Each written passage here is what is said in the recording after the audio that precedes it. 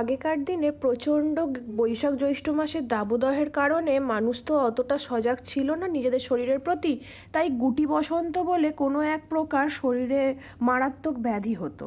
তো তাতে ওষুধের আবিষ্কার না থাকার জন্য প্রচুর মানুষও মারা যেত। সেই রোগ থেকে নির্মূল হওয়ার জন্য মা শেতলা মায়ের কাছে বৈশাখ মাস বা জ্যৈষ্ঠ মাসেতে ওই চত্বরের যে শেতলা মা থাকে সেখানে ঢেড়া পিটিয়ে বা অ্যানাউন্স করে ডেট ঘোষণা করে এই পুজোর উৎপত্তি শুরু হয়। তো আজ ছিল সেই শনিবার, সেই দিন আমাদের বাড়িতে তো প্রচণ্ড মন্দিরে ভিড়ও দেখিয়ে দিয়েছি, তেলে ভাজার দোকানে, ফুল কেনা, সব জায়গায় আমিও গিয়েছিলাম, টুকটাক কিনেছি। তবে পুজোটা দেয় আমার শাশুড়ি, মানে কাকি শাশুড়ি।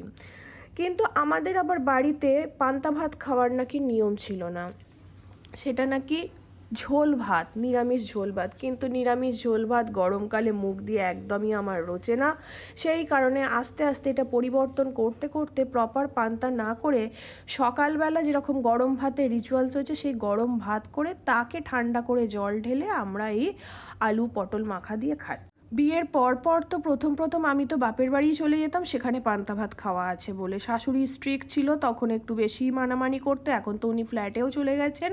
আর আমি তো নিয়ম তো কিছু ভাঙছি না, শুধু জলটাই হয়তো ঢালছি গরম ভাতেতে।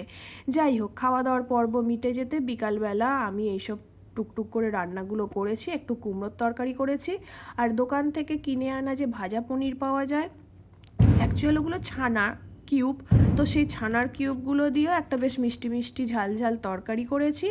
শুধু আমার হাতের একটু লিগামেন্টের প্রবলেম হয়েছে বলে বরকে দিয়ে শুধু একটু ময়দাটাই মাখাবো।